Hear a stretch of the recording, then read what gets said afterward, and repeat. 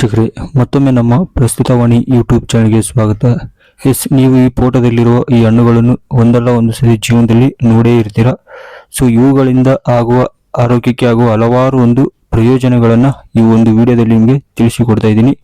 So ಮೊದಲಿಗೆ ನೀವಿನ್ನೂ ನಮ್ಮ ಚಾನಲ್ ನೋಡ್ತಾ ಇದ್ರೆ ಚಾನಲ್ನ ಸಬ್ಸ್ಕ್ರೈಬ್ ಮಾಡ್ಕೊಳ್ಳಿ, ವಿಡಿಯೋಗೊಂದು ಲೈಕ್ ಮಾಡಿ. ಪ್ರಕೃತಿಯಲ್ಲಿ ಕಂಡುಬರುವ ಕೆಲವು ಅದ್ಭುತ ಸಸ್ಯಗಳು ಮತ್ತು ಅವುಗಳ ಹಣ್ಣುಗಳು ನಮಗೆ ತಿಳಿದಿಲ್ಲದ ಅನಂತ ಒಂದು ಆರೋಗ್ಯದ ಪ್ರಯೋಜನಗಳನ್ನು ಒದಗಿಸುತ್ತವೆ. ಇಂದು ನಾವು ಒಂದು ಮಾತನಾಡಲಿರುವ ಹಣ್ಣುಗಳು ಅಂತಹ ವರ್ಗಕ್ಕೆ ಸೇರಿವೆ.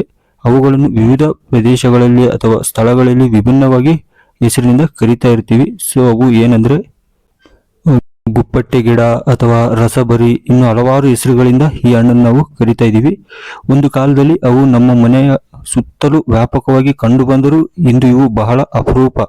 ಅವುಗಳ ವಿಶೇಷ ಗುಣಗಳ ಬಗ್ಗೆ ಕೇಳಿದಾಗ ಇದು ನಿಜವೂ ಸುಳ್ಳು ಎಂದು ಅನೇಕರಿಗೆ ಒಂದು ಅನುಮಾನ ಬರುವುದು ಸಹಜ. ನೀವು ನಿಮ್ಮ ಹಿರಿಯರನ್ನು ಮತ್ತು ಹಳ್ಳಿಗಳಲ್ಲಿರುವ ಒಂದು ವೃದ್ಧರನ್ನು ಕೇಳಿದರೆ ಅವರು ಆ ಸಸ್ಯದ ಶ್ರೇಷ್ಠತೆಯನ್ನು ವಿವರಿಸುತ್ತಾರೆ. ಈ ಹಣ್ಣುಗಳು ಹಸಿಯಾಗಿರುವಾಗ ಅವುಗಳ ಒಳಗೆ ಬಿಳಿ ಒಂದು ಗೊನೆಗಳಂತೆ ಕಾಣುತ್ತವೆ. ಹಣ್ಣಾದಾಗ ಅವು ಟೊಮೊಟೊ ಬಣ್ಣಕ್ಕೆ ತಿರುಗುತ್ತವೆ ಮತ್ತು ಒಳಗೆ ಬಿಳಿ ಬೀಜಗಳಿಂದ ತುಂಬಿರುತ್ತವೆ. ಇವುಗಳನ್ನು ಹಸಿಯಾಗಿ ತಿನ್ನಬಾರದು. ಹಸಿ ಹಣ್ಣುಗಳು ಕಠಿಣ ಮತ್ತು ಒಂದು ಕೊಳಕಾಗಿರುತ್ತವೆ. ಸಂಪೂರ್ಣವಾಗಿ ಮಾಗಿದ ಮೇಲೆ ಮಾತ್ರ ಈ ಹಣ್ಣುಗಳನ್ನ ಸೇವಿಸಬೇಕಾಗಿರುತ್ತದೆ. ಇದರಿಂದ ಆಗುವ ಒಂದು ಅದ್ಭುತ ಆರೋಗ್ಯಕರ ಪ್ರಯೋಜನಗಳೇನೆಂದರೆ, ಈ ಹಣ್ಣುಗಳು ಮುಖ್ಯವಾದ ಒಂದು ಪ್ರಯೋಜನ ಅಂದರೆ ಅದು ದೇಹದ ರೋಗ ನಿರೋಧಕ ಶಕ್ತಿಯನ್ನು ಬಹಳವಾಗಿ ಹೆಚ್ಚಿಸುತ್ತವೆ. ನಾವು ಪ್ರತಿದಿನ ಬೆಳಗ್ಗೆ 2 ಅಥವಾ 3 ಮಾಗಿದ ಹಣ್ಣುಗಳನ್ನು ತಿಂದು ಸಿಪ್ಪೆ ಸುಲಿದು ಪುಡಿ ಮಾಡಿದರೆ ಅವು ನಮ್ಮ ದೇಹವು ಯಾವುದೇ ಒಂದು ರೋಗವನ್ನು ವಿರೋಧಿಸುವ ಶಕ್ತಿಯನ್ನು ಸ್ವಾಭಾವಿಕವಾಗಿ ಪಡೆಯುತ್ತವೆ. ರೋಗ ನಿರೋಧಕ ಶಕ್ತಿಯನ್ನು ಹೆಚ್ಚಿಸುವಲ್ಲಿ ಈ ಹಣ್ಣುಗಳಿಗಿಂತ ಉತ್ತಮವಾದ ಹಣ್ಣು ಯಾವುದೂ ಇಲ್ಲ ಎಂದು ಆಯುರ್ವೇದ ತಜ್ಞರು ಕೂಡ ಹೇಳುತ್ತಾರೆ. ಇವು ಹೊಟ್ಟೆಯ ಸಮಸ್ಯೆಗಳಿಗೆ ಒಂದು ಅತ್ಯುತ್ತಮ ಔಷಧವಾಗಿದೆ. ಹೊಟ್ಟೆಯಲ್ಲಿ ಹುಣ್ಣು ಅಥವಾ ಒಂದು ಕರುಳಿನ ಮೇಲಿನ ಹುಣ್ಣುಗಳಂತಹ ಪ್ರತಿಯೊಂದು ಕರುಳಿನ ಕಾಯಿಲೆಯನ್ನು ಅವು ತಡೆಯುತ್ತವೆ. ಇವುಗಳನ್ನು ನಿಯಮಿತವಾಗಿ ತಿನ್ನುವುದರಿಂದ ಜೀರ್ಣಾಂಗ ವ್ಯವಸ್ಥೆಗೆ ಸಂಬಂಧಿಸಿದ ಅನೇಕ ಸಮಸ್ಯೆಗಳು ದೂರವಾಗುತ್ತವೆ. ಇದಲ್ಲದೆ ಅವು ನರಗಳಿಗೆ ಶಕ್ತಿ ಮತ್ತು ಹೃದಯಕ್ಕೆ ಶಕ್ತಿಯನ್ನು ಒದಗಿಸುತ್ತವೆ. ನಂತರ ಈ ಹಣ್ಣುಗಳು ಒಂದು ಯಾವ ಸಂದರ್ಭ, ಯಾವ ಋತುಗಳಲ್ಲಿ ದೊರೆಯುತ್ತದೆ ಅಂತ ತಿಳ್ಕೊಳ್ಳೋದಾದ್ರೆ ನೋಡಿ, ಇವು ಮಳೆಗಾಲದಲ್ಲಿ ಮಾತ್ರ ಒಂದು ವಿಶೇಷವಾಗಿ ದೊರೆಯುವ ಹಣ್ಣುಗಳಾಗಿವೆ. ಈ ಪ್ರಕೃತಿಯ ಬಗ್ಗೆ ಒಂದು ದೊಡ್ಡ ವಿಷಯವೆಂದರೆ ಆ ಸಮಯದಲ್ಲಿ ಮಾನವನ ದೇಹದ ರೋಗ ನಿರೋಧಕ ಶಕ್ತಿ ಕಡಿಮೆಯಾಗಿರುತ್ತದೆ. ಸೊ ಅಂತಹ ಸಂದರ್ಭದಲ್ಲಿ ಈ ಹಣ್ಣುಗಳು ದೊರೆಯುತ್ತವೆ. ಈ ಒಂದು ಸಂದರ್ಭದಲ್ಲಿ ನಾವು ಈ ಹಣ್ಣುಗಳನ್ನು ಸೇವಿಸಿದರೆ ನಾವೊಂದು ನೈಸರ್ಗಿಕವಾಗಿ ಒಂದು ರೋಗ ನಿರೋಧಕ ಶಕ್ತಿಯನ್ನು ಪಡೆಯಬಹುದಾಗಿರುತ್ತೆ.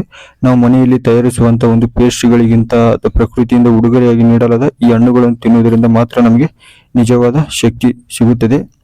ಅದೇ ರೀತಿಯಾಗಿ ಈ ಹಣ್ಣುಗಳ ಜೊತೆಗೆ ಇದರಿಂದ ದೊರೆಯುವ ಒಂದು ಎಲೆಗಳಿಗೂ ಕೂಡ ಹಲವಾರು ಪ್ರಯೋಜನಗಳು ಹೊಂದಿವೆ. ಸೊ ಆ ಎಲೆಗಳ ಪ್ರಯೋಜನಗಳು ತಿಳ್ಕೊಳ್ಳೋದ್ರೆ ನೋಡಿ, ಹಣ್ಣುಗಳ ಜೊತೆಗೆ ಈ ಸಸ್ಯದ ಎಲೆಗಳು ಸಹ ಔಷಧೀಯ ಗುಣಗಳನ್ನು ಹೊಂದಿವೆ. ಹಿರಿಯರು ಎಲೆಗಳನ್ನು ಪುಡಿ ಮಾಡಿ ರಸವನ್ನು ಗಾಯಗಳು ಅಥವಾ ಮೂಗೇಟುಗಳಿಗೆ ಹಚ್ತಾ ಇದ್ರು ಹಿಂದಿನ ಕಾಲದಲ್ಲಿ. ಸೊ ಇತ್ತೀಚೆಗೆ ಅವು ಮರೆಮಾಚಿವೆ. ಮತ್ತೆ ದೇಹದ ವಿವಿಧ ಭಾಗಗಳಲ್ಲಿ ಸುಟ್ಟ ಗಾಯಗಳಾಗಿದ್ರೆ ಇಂಥ ಒಂದು ಪ್ರತಿಯೊಂದು ಗಾಯಗಳಿಗೂ ಈ ಎಲೆಯನ್ನು ಒಣಗಿಸಿ ಅದನ್ನು ಕುಟ್ಟಿ ಪುಡಿ ಮಾಡಿ ಹಚ್ತಾ ಇದ್ರು. ಸೊ ಈ ಅದ್ಭುತ ಸಸ್ಯಗಳನ್ನು ಅಳಿವಿನಿಂದ ರಕ್ಷಿಸುವುದು ನಮ್ಮ ಒಂದು ಜವಾಬ್ದಾರಿಯಾಗಿದೆ. ಸೊ ಇತ್ತೀಚೆಗಂತೂ ಇದು ಸಂಪೂರ್ಣವಾಗಿ ಮರೆಮಾಚಿದೆ. ಈ ಸಸ್ಯಗಳು ಏನೋ ಕೆಲವೊಂದು ಹಳ್ಳಿಗಳಲ್ಲಿ ಮಾತ್ರ ಈ ಒಂದು ಸಸ್ಯಗಳು ನೋಡಕ್ಕೆ ಸಿಗ್ತಾ ಇದೆ. ಈ ಒಂದು ಸಸ್ಯಗಳ ಅಳಿವಿನಿಂದ ರಕ್ಷಿಸುವುದು ನಮಗೆ ಒಂದು ಅವಶ್ಯಕವಾಗಿದೆ. ನಮ್ಮ ಮನೆಗಳಲ್ಲಿ ಇವುಗಳನ್ನು ಬೆಳೆಯುವ ಮೂಲಕ ನಾವು ಅವುಗಳ ಪ್ರಯೋಜನಗಳನ್ನು ಪಡೆಯಬಹುದಾಗಿರುತ್ತೆ. ಸೊ ಇನ್ನು ಇದೇ ರೀತಿ ಹಲವಾರು ಆರೋಗ್ಯಕರ ಪ್ರಯೋಜನಗಳನ್ನು ತಿಳಿದುಕೊಳ್ಳಲು ನಮ್ಮ ಚಾನಲ್ ಅನ್ನು ಸಬ್ಸ್ಕ್ರೈಬ್ ಮಾಡಿಕೊಳ್ಳಿ. ಸಿಗುವ ಮುಂದಿನ ವಿಡಿಯೋದಲ್ಲಿ